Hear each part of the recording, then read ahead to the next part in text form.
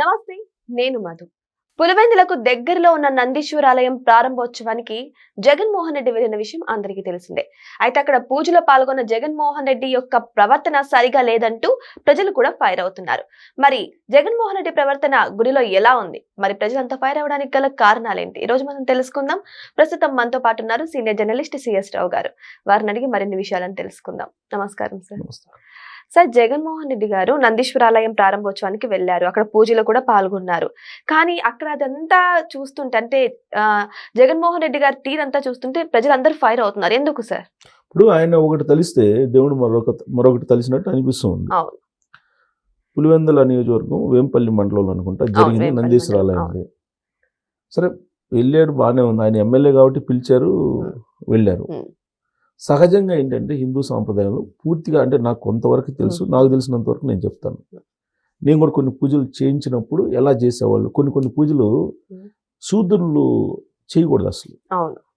ఆ చేసేదాన్ని శూద్రులకు బదులుగా పక్కన ఉండేటువంటి పౌరోహితుడు ఎవరైతే ఉంటారో పురోహితుడు, ఆయన మన పక్షాన్ని తీసుకొని మన వైపు, మన తరఫు నుంచి పూజ చేస్తాడు ఆయన. ఎందుకనంటే కొన్ని, ఇప్పుడు మనం ఎగ్జాంపుల్ చెప్తా, కుక్కే సుబ్రహ్మణ్య స్వామి అంటారు. అక్కడికి వెళ్ళి మీరు కాలసర్ప దోషం అని అంటారు. ఈ కాలసర్ప దోషాన్ని పూజ చేయాలంటే శూద్రులు ఈ జంధ్యం ఉంటుంది కదా, ఈ జంధ్యం అయితే ఉండదు కదా శూద్రులకి. సో కాబట్టి అది జంధ్యం వేసుకున్న వాళ్ళే చేయాలి దాన్ని, కాలసర్ప దోషాన్ని. అందుకని చెప్పేసి వీళ్ళు ఏం చేస్తారంటే మన దగ్గర నుంచి వాళ్ళు దాన్ని తీసుకొని ఆ జంధ్యాన్ని తయారు చేసి దాన్ని వాళ్ళు వేసుకొని మన చేతుల నుంచి తీసుకొని వాళ్ళు చేస్తారు మన తరఫు నుంచి. సో ఇక్కడ జగన్మోహన్ రెడ్డి గారు కూడా ఇప్పుడు నందీశ్వరాలయానికి సంబంధించి వెళ్ళారు. అక్కడ వెళ్ళి అక్కడ పూజ చేశారు కదా. పూజ చేసినప్పుడు ఆయన ఒక్కడే అసలు మామూలుగా ఏ పూజలకు కూడా, ఏ వ్రతాలకు కానీ పూజలకు కానీ ఒక్కళ్ళే కూర్చోరు. ఫస్ట్ ఆఫ్ ఆల్ అది ప్రాథమికమైనటువంటి సూత్రం హిందూ ధర్మంలో.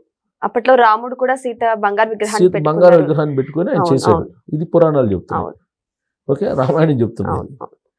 ఇది అందరికి తెలుసు, హిందువులకు ఆల్మోస్ట్ అందరికి తెలుసు. కానీ జగన్మోహన్ రెడ్డి గారు సతీ సమేతంగా రాకుండా ఆయన ఒక్కడే వచ్చి పూజలో కూర్చున్నారు. ఓకే, కూర్చున్నారు. ఆయన అర్చకుడు ఎవరు ఉన్నారు కదా, ఆయనైనా చెప్పాలిగా. ఆయన చెప్పాల. ఆయన చెప్పకపోగా ఆయన దీవించారు. ఏం దీవించారు? సీఎం అవ్వాలని దీవించారు. సందర్భం ఏంది అక్కడ? ఆలయానికి సంబంధించి ప్రారంభం. పూజ ఏం పూజ? సీఎం కావాలని పూజ కాదుగా. ఆ చేసిన వాళ్ళకన్నా ఉండాలి, చేయించుకున్న వాళ్ళకన్నా ఉండాలి. ఇది హిందూ ధర్మాన్ని ఒక రకంగా చెప్పాలంటే హేళన చేయటం. హిందూ ధర్మంలో ఏం చెప్తున్నారు, ఏం చేస్తున్నారు అనేది అడగాలి. ఎవరు అడగాలి? నేను కాదు, ఈ కొంతమంది హిందూ ధర్మానికి సంబంధించినటువంటి పెద్దలు ఉంటారు, వాళ్ళు అడగాలి. హిందూ ధర్మానికి పెద్దలు ఎవరు కనపడతారు మన రాష్ట్రాల్లో? తిరుదండి చిన్నజీఆర్ స్వామి, లేదంటే ఆ వైజాగ్ జగన్మోహన్ రెడ్డి గారి స్వామి, లేదంటే కొంతమంది ఉంటారు పరిపూర్ణానంద గారు అని, కాకినాడ పీఠాధిపతి అని, ఇట్లా కొంతమంది ప్రొఫెషనల్ కర్తలు ఉన్నారు కదా కొంతమంది మనకి. వీళ్ళు ఎవ్వరు మాట్లాడలేదు. విచిత్రమైనటువంటి పరిణామం, విచిత్రమైన పరిణామం. ఎవరు మాట్లాడట్లా. కాకపోతే ఈయన బుచ్చి రామప్రసాద్ గారు మాట్లాడారు. ఎవరు ఈయన? ఆంధ్రప్రదేశ్ బ్రాహ్మణ సంఘానికి సంబంధించి ఆయన చైర్మన్ బుచ్చి రామప్రసాద్ గారు. ఆయన మాట్లాడినందువల్ల అది పొలిటికల్గా చూస్తారు తప్పితే ఈ యాక్చువల్గా హిందూ ధర్మానికి హాని జరుగుతుంది, హిందూ ధర్మాన్ని హేళన చేస్తున్నారు అనేటువంటి భావన కలగదు. ఇప్పుడు బుచ్చి రామప్రసాద్ గారు తెలుగుదేశం పార్టీ కూటమికి సంబంధించినటువంటి నామినేటెడ్ పోస్ట్ లో ఉన్నారు. బ్రాహ్మణ సంఘం కార్పొరేషన్ చైర్మన్ గా ఉన్నారు బుచ్చి రామప్రసాద్ గారు. ఆయన చెప్పారు, మాట్లాడారు, బాగానే ఉంది. కానీ అది పొలిటికల్ కోణంలో నుంచి తీసుకుంటారు. అసలు మాట్లాడాల్సిన వాళ్ళు ఎవరు? వీళ్ళు మాట్లాడాలి. తిరుపతి కల్తీ విషయంలోనే వాళ్ళు మాట్లాడలేదు. మాట్లాడలేదు వాళ్ళు. అసలు వాళ్ళు బయట రావాలి కదా, వాళ్ళు బయట రాలేదు. ఆ తర్వాత ఆ పూజారి ఉన్నాడు, పురోహితుడు కనీసం ఆయననే చెప్పాలి కదా. తీర్థం ఇచ్చారు. ఇప్పుడు ఆ వైరల్ అవుతుంది కదా మొత్తం. ఆయన చదివే మంత్రాలు కూడా బ్రాహ్మణ మంత్రాల లేవు, ఎక్కడి నుంచి తీసుకొచ్చారని కూడా ప్రజలు ట్రోల్ చేస్తున్నారు. సరే, ఆ మంత్రాల్లో మనకు ప్రావీణ్యత లేదు కదా. ఆ మంత్రాలు తెలిసిన వాళ్ళు బయటకు రావాలిగా. బాబు, నువ్వు చదువుతున్న మంత్రాలు కరెక్ట్ కాదు, నువ్వు మా పరువు తీసేస్తున్నావు, పురోహితుల పరువు తీసేస్తున్నావు అని ఏదో ఒక పురోహితుడు వచ్చి మాట్లాడాలిగా, అది మాట్లాడాల. ఆయన తీర్థం ఇస్తున్నా తీర్థాన్ని ఏం చేశాడు అనేది సోషల్ మీడియాలో క్లియర్ గా వైరల్ అవుతుంది. ఎందుకు? ఇప్పుడు నీ మతాన్ని నువ్వు నమ్ముకున్నావు, తప్పలేదు, తప్పేం లేదు కదా. నువ్వు ఎందుకు క్రిస్టియన్ మతంలో మారు, నువ్వు క్రిస్టియన్ గా ఉన్నావు కాబట్టి నువ్వు నీకు ఓటేయమని ఎవరైనా చెప్పారా? చెప్పలేదుగా. నీతో ర్యాలీ అవుతున్నారుగా. నేను మొన్న పెళ్లికి వెళ్ళారు ఆయన, చెన్నైలే కాదు ఇక్కడే పెళ్లికి వెళ్ళారు, నిన్న వెళ్ళారు. నేను వెళ్తే అక్కడ ఉండేటువంటి వాళ్ళంతా ఈయన్ని చుట్టుముట్టారు. ఈయన చుట్టుముడితే అక్కడ ఉండే రప్ప రప్ప అని చెప్పి పట్టుకుని నినాదాలు చేశారు. అన్న మేము మళ్ళీ నువ్వు అధికారంలోకి వస్తాను, రాగానే రక్తాన్ని ఏర్లై పారిస్తాం మేము అని చెప్పి అంటున్నారు వాళ్ళు. నిన్న ఏదో మ్యారేజ్కి వెళ్ళారు, వాళ్ళకి వైఎస్ఆర్ కాంగ్రెస్ పార్టీకి సంబంధించినటువంటి వాళ్ళ మ్యారేజ్కి వెళ్ళారు. అక్కడే మ్యారేజ్ కూడా అక్కడే అనుకుంటా, దగ్గరలో వెళ్ళారు. వెళ్తే వాళ్ళు అంటున్న మాట్లాడిన రపరప నినాదాలను అధికారంలోకి వచ్చిన తర్వాత ఏర్లై పారిస్తారంట రోడ్లలో రక్తాన్ని. నీరు బారని చోట లేదు లేదు, రక్తాన్ని పారించాలి, మనం అంటే చూపించాలని చెప్పి వాళ్ళు అంటున్నారు. ఇలాంటి పరిస్థితి ఉంది. సరే, నేననేది ఏంటంటే మిగతా వాళ్ళు ఎట్టన్న ఎలాగైనా సరే వేరే తీసేయండి, ఎవరి పనులు వాళ్ళు ఉంటారు. ఇప్పుడు మీరు కేవలం పురోహిత్యాన్ని నమ్ముకున్నారు అంతే కదా. మీరేదో ప్రవచనాలని లేదంటే హిందూ ధర్మాన్ని సనాతన ధర్మాన్ని దీనే నమ్ముకున్నటువంటి వాళ్ళు బోల్డంత మంది ఉన్నారు. దాన్నే మీరు వృత్తిగా ఎంచుకున్నారు. మీ వృత్తిని దెబ్బ కొడుతున్నప్పుడు వాళ్ళు మాట్లాడాలి కదా. ఇప్పుడు జర్నలిజం ఉందండి, సపోజ్ ఏదైనా జర్నలిస్ట్ ఏదన్నా అన్నారు, మేము అడుగుతున్నాం కదా, జర్నలిస్ట్ సంఘాలు వచ్చి అడుగుతున్నారు కదా, మాట్లాడుతున్నారు కదా. మరి ఇప్పుడు వీళ్ళు ఎందుకు మాట్లాడరు? జగన్మోహన్ రెడ్డి గారు కూర్చొని హిందూ ధర్మాన్ని హేళన చేసినట్టే మీకు అనిపించట్లేదా? క్లారిటీగా అనిపిస్తుంది సార్. ఇప్పుడు ఆయన ఇప్పుడు సతీ సమేతంగా రాలేదు. సరే, ఆయన రాడు అని అందరికీ అర్థమైపోయింది. ఎందుకంటే తిరుమల తిరుపతి దేవస్థానానికి వెళ్ళలేదు ఆయన, డిక్లరేషన్ ఇవ్వలేదు. ముఖ్యమంత్రిగా ఉన్నాను కాబట్టి నాకు అధికారం ఉంది కాబట్టి నా ఇష్టం అని చెప్పేసి వెళ్ళిపోయారు. ఆ రోజు వెంకటేశ్వర స్వామి కూడా మౌనంగా చూస్తున్నాడు, మౌనంగా చూసినంతకాలం సీన్ కట్ చేస్తే 11 స్థానాలకు పరిమితం చేశారు. మీరు వెంకటేశ్వర స్వామి బ్రహ్మోత్సవాలకి పట్టు వస్త్రాలని సతీ సమేతంగా సమర్పించాల్సింది పోయి సింగిల్గా వెళ్ళిపోయారు. ఆడ పోయి జగన్ రక్షక గోవింద గోవింద అని చెప్పి వాళ్ళ పిన్నమ్మ చేత అనిపించారు. పిన్నమ్మ పెద్దమ్మ అవుతారు ఆమె, వైవి సుబ్బారెడ్డి గారు.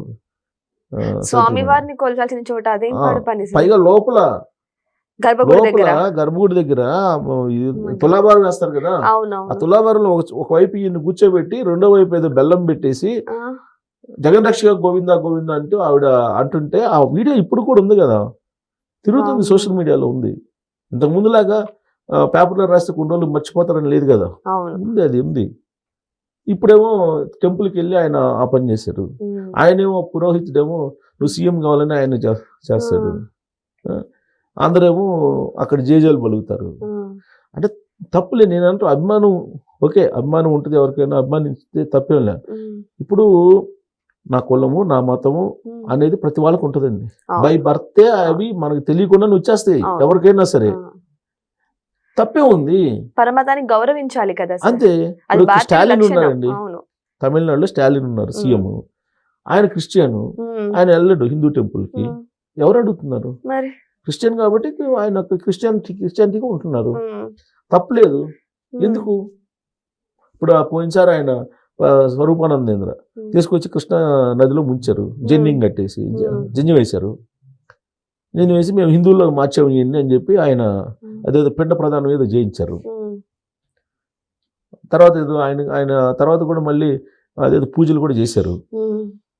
మరి క్రిస్టియన్గా ఈయన ఉన్నారు, బైబిల్ చర్చిలకు వెళ్తారు, ఏదో ఒక దాన్ని నమ్ముకోవాలి కదా. ఇప్పుడు హిందువా లేకపోతే క్రిస్టియనా, ఏదో ఒకటి. దానివల్ల నష్టం జరిగేది ఏముండదు. రాకపోయినా పర్లేదు కానీ వచ్చి అవమానించడం ఎందుకు? వచ్చి అవమానించాల్సిన అవసరం లేదు కదా. ఇప్పుడు చంద్రబాబు నాయుడు గారు వెళ్తున్నారు, మసీదులకు వెళ్తారు, అదేదో పెడతారు, పెడితే ఆయన పోతారు, అన్ని పెట్టుకుంటారు, వాళ్ళు ఇచ్చి తీసుకుంటారు. క్రిస్టియన్ అప్పుడు చర్చిలకు వెళ్తారు, చర్చిలకు వెళ్ళినప్పుడు వాళ్ళు ప్రార్థనలో పాల్గొంటారు, వాళ్ళు దీవిస్తే ఆయన వాళ్ళు ఏదైతే సాంప్రదాయబద్ధంగా చెప్తారో అదంతా కూడా చేస్తారు.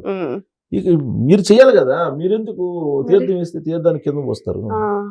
నటించి తాగినట్టు నటించేసి పక్కన పడేస్తారు. అది అంటే ఇప్పుడు ఆయన ఏమంటారంటే నేను అన్ని మతాలకు సంబంధించినటువంటి వాడిని నేను చెప్పుకునే ప్రయత్నం చేస్తున్నాడు. ఏ రాజకీయ నాయకుడైనా అలా చేస్తారు, ఆయన కూడా చేస్తున్నాడు. చెయ్యండి, తప్పులే, కానీ మీరు కించపరచకూడదు కదా. అవును, అది కించపరుస్తున్నారు, హేళన చేస్తున్నారు. హిందూ మతాన్ని, సనాతన ధర్మాన్ని హేళన చేసినట్టుగా కనిపిస్తుంది. దీని మీద మీకు వీళ్ళు రెస్పాండ్ కావాలి. బ్రాహ్మణ సంఘాలు, లేదంటే పురోహిత సంఘాలు అనేక ఉన్నాయి, అర్చక సంఘాలు బోల్డ్ అన్ని ఉన్నాయి, ప్రవచనకర్తలు ఉన్నారు, హిందూ ధర్మకర్తలు ఉన్నారు, ధర్మరక్షణ కోసం ఉన్నారు, బోల్డ్ మంది ఉన్నారు. మరి వాళ్ళందరూ ఏమైపోయారు అర్థం కావట్లేదు. సో ఏదేమైనా సరే నందీశ్వరాలయం ప్రారంభోత్సవానికి వెళ్ళిన తర్వాత ప్రజలు మాత్రం మాజీ సీఎం జగన్మోహన్ రెడ్డి మీద అయితే ఫైర్ అవుతున్నారు. వెళ్ళిన కార్యక్రమం వేరు, అక్కడ చేస్తుంది వేరు అన్నట్టుగా కూడా చాలా మంది ప్రజలైతే మరి జగన్మోహన్ రెడ్డిని తిట్టిపోస్తున్నారు. సరే, ఇప్పటికైనా సరే ఆయనలో మార్పు కనిపిస్తుందా, మరి ఇప్పటికైనా ప్యూరిటీగా ప్రజల్లోకి వెళ్తారా లేదనేది వెయిట్ చేసి చూద్దాం. Thank you so much. Thank you.